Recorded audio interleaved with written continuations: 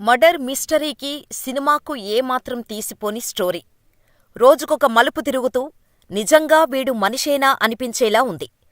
మీర్పేటు Venkata Madhavi murder case కనీసం కడసారి కూడా చూసుకునేందుకు వీలు లేకుండా చేశాడు గురుమూర్తి. కట్టుకున్న భార్యను ఇంత క్రూరంగా చంపటానికి కారణం సొంతూరులో జరిగిన గొడవే కారణమా?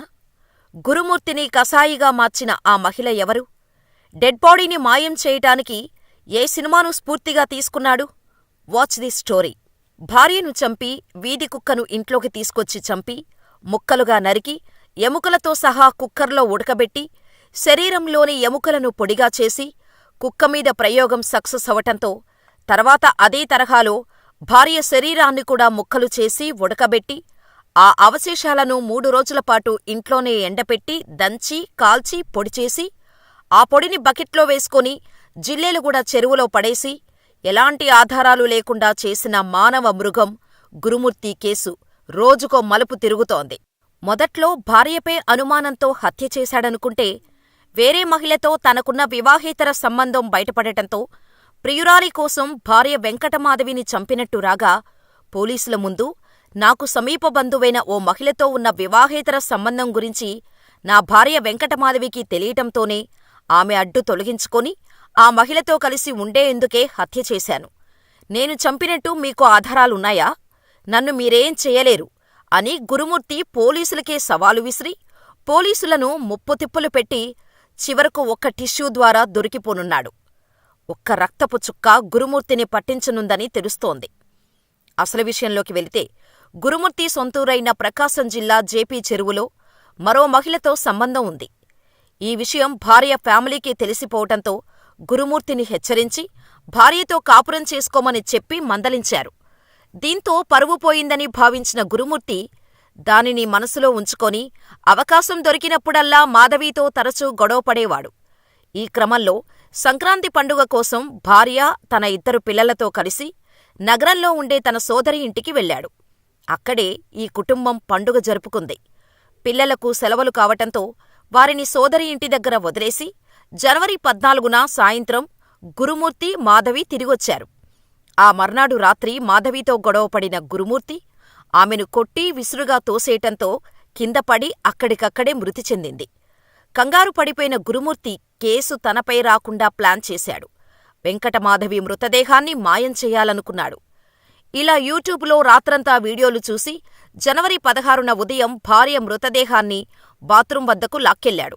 ఇంట్లో అందుబాటులో ఉన్న హ్యాక్సా బ్లేడుతో మృతదేహం నుంచి తలను వేరుచేసి మొండాన్ని 3 ముక్కలు చేసి ఓ చెక్క మొద్దుపై మృతదేహాన్ని ముక్కలు ముక్కలుగా నరికాడు.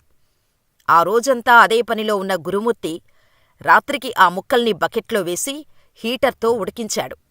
తర్వాత మళ్లీ పెద్ద స్టవ్ మీద కాల్చాడు. ఈ క్రమంలో ముక్కలు మాంసపు ముద్దలుగా మారాయి. ఆ సమయంలో అపార్టుమెంట్లు, పొరుగింట్లోకి దుర్వాసన వెళ్లకుండా కొన్ని సెంట్లు ఉపయోగించాడు. ఇలా సాయంత్రానికి ఆ పని పూర్తిచేసి మీర్పేట్లోని పెద్ద చెరువులో వేశాడు. ఆ తర్వాత తనకేం తెలియనట్టు భార్య తల్లిదండ్రులకు ఫోన్ చేసి మాధవి ఇంటినుంచి వెళ్లిపోయినట్టు చెప్పాడు. ఉదయం నుంచి మాధవి కనిపించటం లేదని, ఎక్కడికో వెళ్లిపోయిందని ముసలి కన్నీరు కార్చాడు. దీంతో మాధవి తల్లి ఉప్పాల సుబ్బమ్మ తన కూతురు కనిపించకుండా పోయిందని 16న మీర్పేట పోలీస్ స్టేషన్లో ఫిర్యాదు చేయటంతో పోలీసులు మిస్సింగ్ కేసు ఫైల్ చేసి ఇన్వెస్టిగేషన్ మొదలుపెట్టారు. భార్యాభర్తల మధ్య తరచూ గొడవలు జరుగుతున్నట్టు తెలుసుకున్న పోలీసులు గురుమూర్తిపై నిఘా పెట్టారు. అతని ప్రవర్తన, కదలికలపై అనుమానం రావటంతో అదుపులోకి తీసుకొని తమదైన స్టైల్లో విచారణ చేసేసరికి ఒళ్ళు గగురుపాటుకు గురిచేసే విషయాలు బయటకు చెప్పాడు. అంతేకాదు, నాకు మా బంధువుల అమ్మాయితో వివాహేతర సంబంధం ఉంది. ఈ విషయం నా భార్య వెంకటమాధవికి తెలియటంతోనే ఆమె అడ్డు తొలగించుకొని ఆ మహిళతో కలిసి ఉండేందుకే హత్య చేశాను. నేను చంపినట్టు మీ దగ్గర ఆధారాలున్నాయా?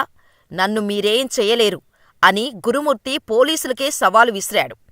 ఇలా రంగంలోకి దిగిన పోలీసులు బలమైన ఆధారాల కోసం బ్లూరేస్ టెక్నాలజీ సాయం తీసుకున్నారు. బాత్రూంలో, గదిలో ఉన్న దుస్తులపై, మృతదేహాన్ని ముక్కలు చేసిన చెక్క మొద్దుపై కంటికి కనిపించని మానవ అవశేషాలు టెక్నాలజీ ద్వారా లభించాయి. వీటితో పాటు గ్యాస్ స్టవ్పై ఉన్న చిన్న చిన్న టిష్యూలు, ఒక్క రక్తపు చుక్క నమూనాలను సేకరించి ఫోరెన్సిక్ ల్యాబుకు పంపారు. అవన్నీ వెంకటమాధవి మృతదేహానివేనని ప్రాథమికంగా నిర్ధారణకు వచ్చిన పోలీసులు హత్య కేసుపై త్వరలో వివరాలు వెల్లడిస్తామన్నారు. ఫోరెన్సిక్ ల్యాబ్ నివేదిక 2 రోజుల్లో వస్తుంది. DNA సరిపోలితే వెంటనే ఈ హత్య కేసులో నిందితుడైన గురుమూర్తిని అరెస్ట్ చేస్తారు రాచకొండ పోలీసులు. అప్పటివరకు ఈ కేసును అదృశ్యం కేసుగానే చూస్తారు.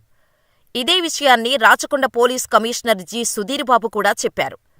ఇన్ఫ్రారెడ్ టెక్నాలజీ సాయంతో క్లూస్ టీమ్ సేకరించిన రక్తపు నమూనా, టిష్యూను పరీక్ష కోసం ఢిల్లీలోని జాతీయ ట్రూత్ ల్యాబ్కు పంపించింది. వెంకటమాధవికి చెందిన టిష్యూ, రక్తపు మరకను పరీక్షించి దాన్ని వెంకటమాధవి కుటుంబ సభ్యులు, పిల్లల DNAతో సరిపోల్చనున్నారు. ఈ పరీక్ష నివేదిక 2 రోజుల్లో వస్తోంది. DNA సరిపోలితే వెంటనే ఈ హత్య కేసులో నిందితుడైన గురుమూర్తిని అరెస్ట్ చేస్తాం. ఈ కేసులో ట్రూత్ ల్యాబ్ నుంచి పరీక్షల నివేదిక రావాల్సి ఉన్నందున ఇంకా దీన్ని అదృశ్యం కేసుగానే పెట్టాం అని పోలీస్ కమిషనర్ జి. సుధీర్బాబు చెప్పారు. అయితే ఈ హత్యను గురుమూర్తి ఎలా చేశాడో తెలిస్తే ఎవరైనా షాక్ అవ్వాల్సిందే. హాట్స్టార్లో విడుదలైన సూక్ష్మదర్శిని అనే సినిమాను చూసి స్ఫూర్తి పొందిన గురుమూర్తి, సూక్ష్మదర్శిని సినిమాలో మృతదేహాన్ని ఎలా మాయం చేశాడనే టెక్నిక్లను ఉపయోగించి తాను తన భార్య వెంకటమాధవి మృతదేహాన్ని ముక్కలు చేసి వాటిని యాసిడ్ రసాయనాల్లో ముంచానని దర్యాప్తులో పోలీసులకు చెప్పాడు. క్రైమ్ సినిమా స్ఫూర్తితోనే తాను భార్య శరీర భాగాలను కాల్చి ముద్ద చేశానని నిందితుడు అంగీకరించటం అందరినీ షాక్కు గురిచేస్తోంది. అయితే DNA పరీక్ష నివేదిక వచ్చాకే పోలీసులు ఈ కేసు మిస్టరీని ఛేదించే అవకాశం ఉంది. తేదీ 18/1/2025 నాడు సుబ్బమ్మ, భర్త పేరు వెంకటరమణ అనే మహిళ ఫిర్యాదురాలు పోలీస్ స్టేషన్కి వచ్చి ఫిర్యాదు ఇవ్వడం జరిగింది. ఆమెకి 3 కుమార్తెలు సంతానము. పెద్ద కుమార్తె అయిన మాధవిని సుమారు 13 సంవత్సరాల క్రితము గురుమూర్తి అనే వ్యక్తికిచ్చి మ్యారేజ్ చేయడం జరిగింది. వీళ్ళిద్దరిది కూడా ప్రకాశం డిస్టిక్టు. గురుమూర్తి అనే వ్యక్తి ఆర్మీలో పనిచేసి రిటైర్ అయి ప్రస్తుతం కంచన్బాగులో సెక్యూరిటీ గార్డ్గా పనిచేస్తుండ్రు. గత 5 సంవత్సరాలుగా మన వెంకటేశ్వర కాలనీ జిల్లెలగూడలో ఉంటుండ్రు. ఉన్న తర్వాత ఫిర్యాదు ఇచ్చిన సుబ్బమ్మ దాంట్లో ఇచ్చిన కంప్లైంట్ ఏందనగా 16వ తారీఖు ఈ నెల జనవరి 16వ తారీఖు తన కుమార్తె మాధవికి, అల్లుడికి గురుమూర్తికి ఇద్దరికి చిన్నపాటి గొడవ జరిగిందని, ఆ గొడవ జరిగితే మధ్యాహ్నం 12 o'clock ఆ సమయంలో ఈ మాధవి ఇంటి నుంచి వెళ్ళిపోయిందని చెప్పి ఫిర్యాదు ఇవ్వగా ఆమె ఫిర్యాదు మేరకు కేసు నమోదు చేయడం జరిగింది. అటు కేసు నెంబరు 81/2025. అటు కేసు విచారణలో ఉంది, దర్యాప్తు చేస్తున్నాము. దొరకకుండా ఉండాలంటే ఏం చేస్తే డెడ్ బాడీ దొరకదనేటువంటి ఒక ప్లాన్ తోటి కట్టర్ తోటి డెడ్ బాడీని కట్ చేసి ఆ మాంసం ముద్దాలన్నింటినీ కూడా ఉడకబెట్టాడు. ఆ సమయంలో కొంత ఆ ఏరియాలో కూడా దుర్వాసన రావడం, దుర్గంధం రావడంతో ఆ ఏరియాలో ఉన్నటువంటి వారు కొంత సస్పెక్ట్ చేశారు. కానీ అది కుక్క చనిపోయింది అనేటువంటి అంశాన్ని, అంటే కుక్క చనిపోతే ఏ విధంగా వాసన వస్తుందో అదే విధంగా ఆ ఏరియాలో ఉన్న